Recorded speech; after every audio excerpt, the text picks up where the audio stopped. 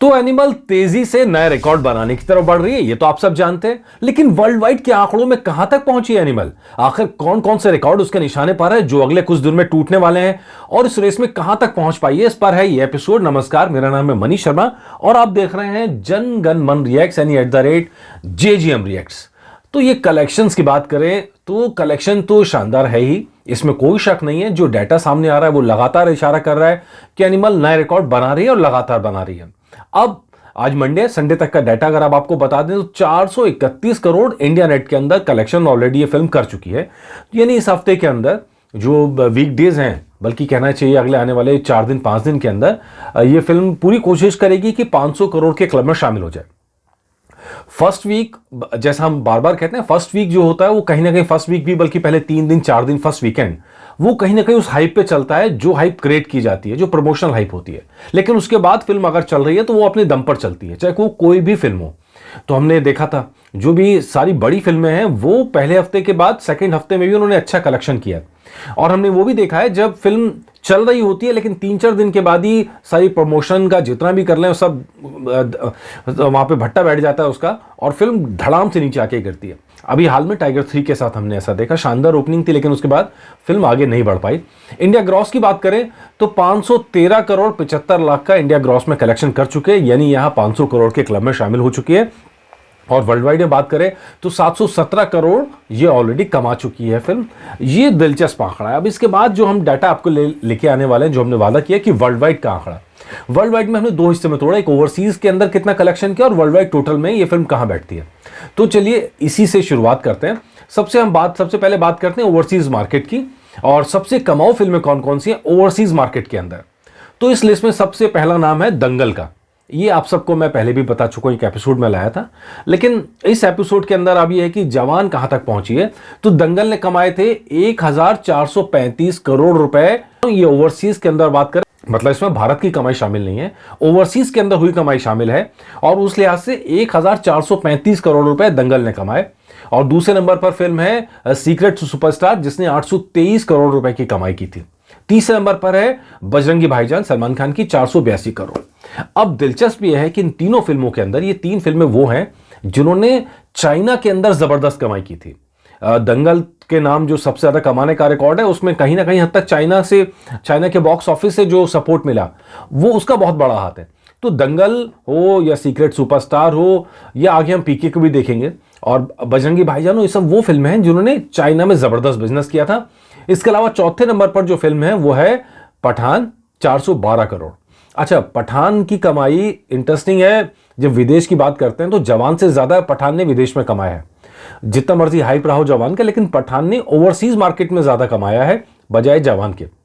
हालांकि 6 करोड़ का फर्क है, मामूली फर्क है, लेकिन पठान के नाम 412 करोड़ और जवान के नाम 406 करोड़। अब यहां चाइना से इतना सपोर्ट नहीं मिला इन दोनों फिल्मों को, लेकिन चाहे मिडल ईस्ट कहिए, चाहे अमेरिका कहिए, चाहे ब्रिटेन कहिए, ऑस्ट्रेलिया कहिए, वहां के बॉक्स ऑफिस से फिल्म को सपोर्ट मिला था, जिसके बदौलत वो इस आंकड़े तक पहुंच सकी। और सबसे कमाऊ फिल्मों की बात करें, अंधाधुन 361 करोड़ रुपए, पीके 342 करोड़ रुपए। ये दोनों फिल्में भी होती हैं जिनको चाइना से जबरदस्त सपोर्ट मिला, और उसी की बदौलत बॉक्स ऑफिस पर इतना बड़ी रकम बना पाई विदेश के अंदर, ओनली विदेश के अंदर। ये जो मैं आंकड़े दे रहा हूं ये सिर्फ विदेश के हैं। धूम 3 का भी अच्छा खासा कलेक्शन रहा था, और जो 10वें नंबर पर फिल्म है हिंदी मीडियम, उसका भी कलेक्शन चाइना के अंदर अच्छा खासा रहा था। अब देखना होगा कि चाइना के मार्केट में एनिमल किस तरह लिया जाता है, क्योंकि बहुत हद तक देसीपन है फिल्में, जैसे पंजाब का फोक है और महाराष्ट्र का फोक इसमें यूज़ हुआ है, तरह तरह की कल्चरल हैं। अब वो सिर्फ वायलेंस के बेस पे फिल्म वहाँ चाइना के अंदर कैसी चलती है ये वहाँ पे देखना पड़ेगा। लेकिन अभी तक जो नॉन चाइना मार्केट से अच्छा खासा सपोर्ट एनिमल फिल्म को मिलता दिख रहा है। 208 करोड़ ओवरसीज के अंदर कमा चुकी है, और ये क्रेज अच्छा नजर आ रहा है, अभी भी अच्छा नजर आ रहा है। तो ये टॉप 10 फिल्में हैं जो ओवरसीज मार्केट की हैं वर्ल्ड वाइड ग्रॉस में, और जिन्होंने ओवरसीज मार्केट से कमाया।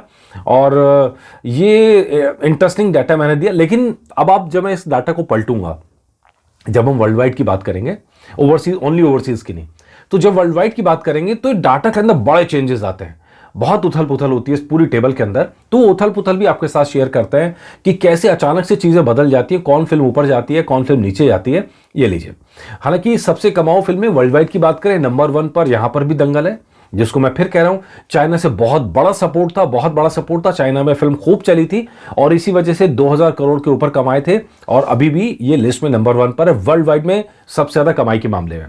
दूसरे नंबर पर यहां फिल्म आ गई जो वहां पर आपको लिस्ट में नजर नहीं आई थी, दैट्स बाहुबली 2।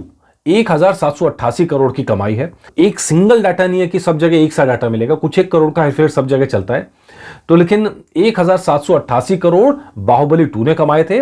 इसके बाद RRR 1230 करोड़ वर्ल्ड वाइड के अंदर।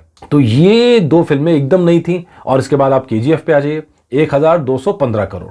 अब ये तीनों फिल्में जो बेसिकली साउथ से निकल कर आई, प्रशांत नील है, राजमौली हैं, तो अब ये सारी फिल्में विदेशों में अच्छा किया। चाइना का सपोर्ट भले ना हो, लेकिन विदेश की बाकी सारी मार्केट से उन्होंने खूब पैसा बनाया है और इसी वजह से ये वर्ल्ड वाइड के अंदर इतना ऊपर उठ पाई हैं। जवान 1160 करोड़ के साथ यहां पर 5वें नंबर पर है और यहां पर पठान पीछे हो जाती है, क्योंकि वर्ल्ड वाइड की बात करें तो इंडिया के अंदर जवान ने ज्यादा कमाया था बजाय पठान के। तो ये लिस्ट के अंदर आ जाता है। 1055 करोड़ पठान के नाम है और फिर बजरंगी भाईजान 922 करोड़। इसके बाद सीक्रेट सुपरस्टार है जिसने 912 करोड़ रुपए कमाए थे और फिर PK है, दोनों आमिर खान की फिल्में, 792 करोड़ और 2.0 रजनीकांत गारू की फिल्म 744 करोड़।